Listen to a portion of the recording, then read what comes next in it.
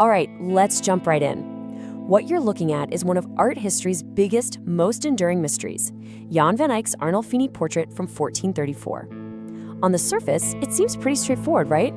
But trust me, hidden in this one room is a story, a secret, that took more than 500 years to finally figure out.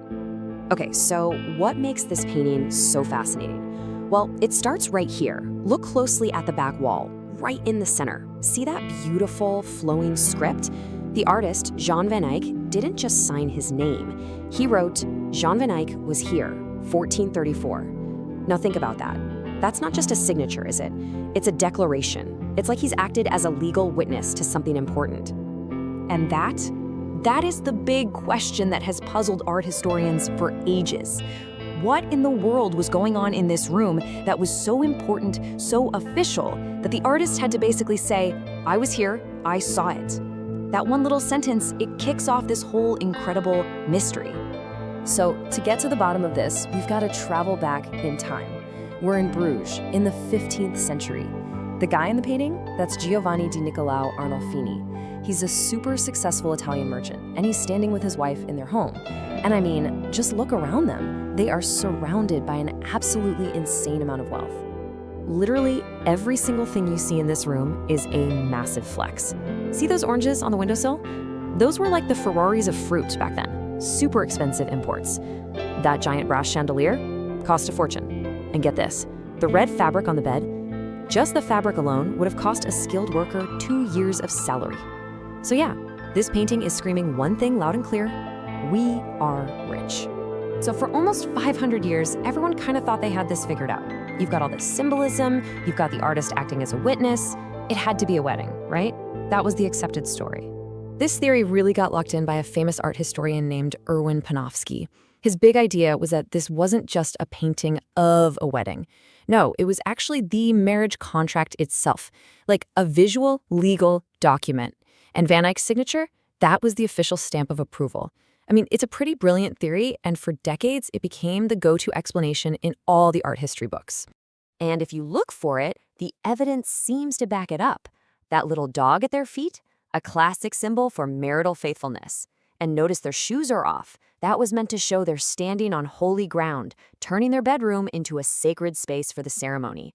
It all seemed to fit together just perfectly. But then, everything got turned upside down.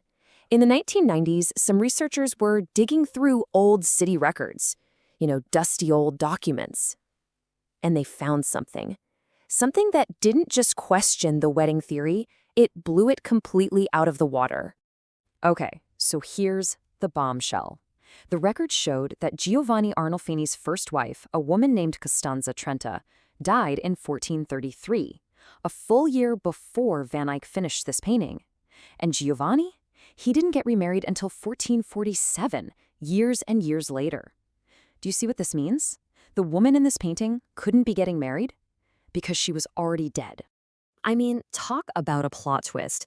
This one fact just ripped the old theory to shreds. So if this isn't a happy wedding portrait, then what is it? What are we actually looking at? And the answer, it turns out, is something much, much sadder. This brings us to the new theory, the one most experts believe today. The idea is that this isn't a wedding portrait at all. It's a memorial portrait.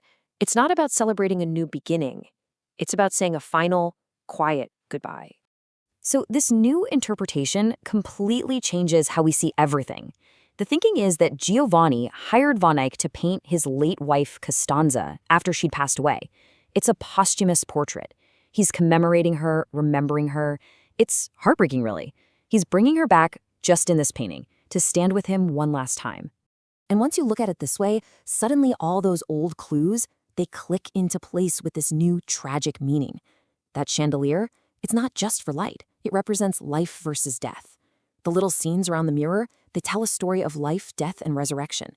And that faithful little dog, it's not just about marital loyalty. It's about a love and fidelity that lasts even after death. Okay, let's zoom in on that chandelier. Look right above Giovanni's head. You see it? There's one single candle, and it's lit. It's burning. That candle symbolizes him. He's alive. Now shift your eyes over to her side. Above where she's standing, there's no flame. There's just a little bit of melted wax and a wick that's been put out. An extinguished candle. And back then, that was a classic, unmistakable symbol for death. A life cut short. And the clues just keep piling up. Look at the frame of that amazing mirror in the back. The tiny round pictures show scenes from the life of Christ, but they're arranged very specifically. On his side, the living side, you see scenes from Christ's life. On her side, you see scenes of Christ's death and resurrection, a prayer for her salvation. And maybe the most heartbreaking detail of all, the carving on the bedpost right behind her is of Saint Margaret, who just happens to be the patron saint of women in childbirth. It's all pointing to one tragic story. And this is what makes Jan van Eyck such a genius.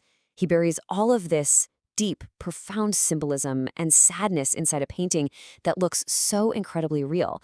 I mean, the detail on the fur, the reflections in the mirror. You feel like you could step right into that room.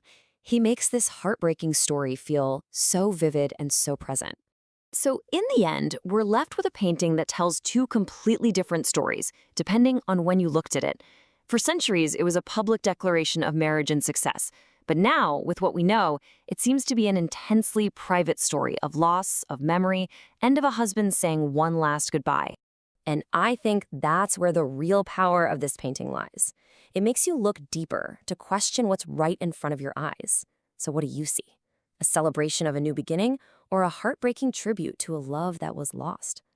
All the clues are right there, hidden in plain sight. It's up to you to decide